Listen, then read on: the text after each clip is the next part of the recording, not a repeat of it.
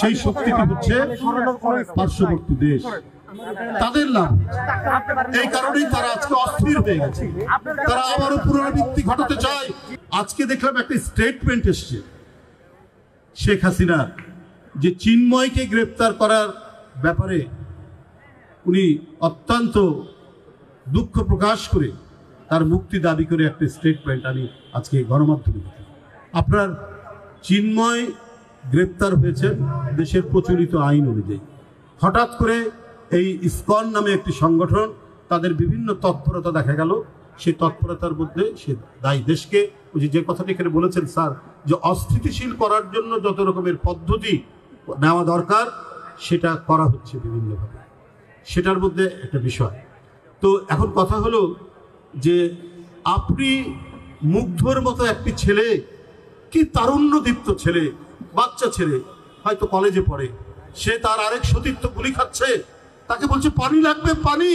আপনি যে মুগ্ধকে হত্যা করতে পারেন, যে আবু সাইদ রংপুর বেগম রোকেয়া বিশ্ববিদ্যালয়ের ছেলে, যার বুকের পাঞ্জাবি ছিঁড়েতে দাঁড়িয়ে ওই পুলিশের বুলেট বরণ করেছে, তাকে হত্যা করতে পারেন। আজ আপনি নাফিজের মতো ছেলেকে হত্যা করতে পারেন।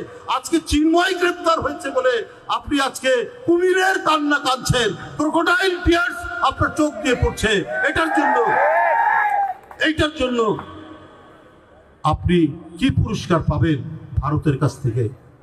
শেখ হাসিনা, আজকে ভারতের পররাষ্ট্র দপ্তর চিন্ময়কে মুক্তি দেওয়ার জন্য বলেন, কারণ ভারতীয় পররাষ্ট্র দপ্তরকে আমি বলি, এই শেখ হাসিনার পোষ্য সন্তান যুবলীগ ছাত্রলীগ যখন কিশোর বিশ্বজিৎকে হত্যা করলো, কই সেদিন তো আমরা ভারতের পররাষ্ট্র দপ্তর থেকে আমরা কোনো স্টেটমেন্ট দেখলাম না। তখন ভারতের পররাষ্ট্র দপ্তর নিশ্চুপ থাকলো কেন? যখন আপনার উত্তর পূর্বাঞ্চলের নদীর বাঁধগুলো ছেড়ে দিলেন, দিয়ে বাংলাদেশের উত্তর পূর্বাঞ্চল ভেসে গেল, ওখানে তো মুসলমানের বাড়ি শুধু ভাসেনি, হিন্দুর বাড়িও ভেসে গেছে।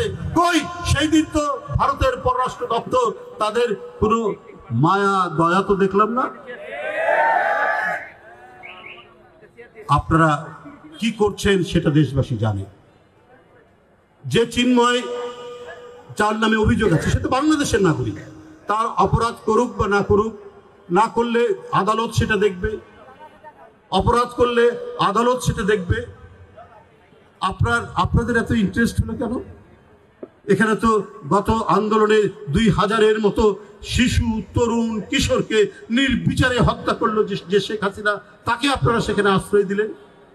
আজকে সার্জিস এবং হাসনাত তারা বলেছে যে তাদের উপর যে আক্রমণ একটা হয়েছে, যে এখানে থাকতে পারে ইসকনের সংযোগ থাকতে পারে, এগুলো কিসের আলামত? এগুলো কি ঘটনা হচ্ছে? আপনাকে মনে করছেন যে আপনারা পার পেয়ে যাবেন, বাংলাদেশকে অস্থিতিশীল করবেন? এটা তো 18 কোটির দেশ। এই 18 কোটি মানুষের দেশে অস্থিতিশীলতা তৈরি করে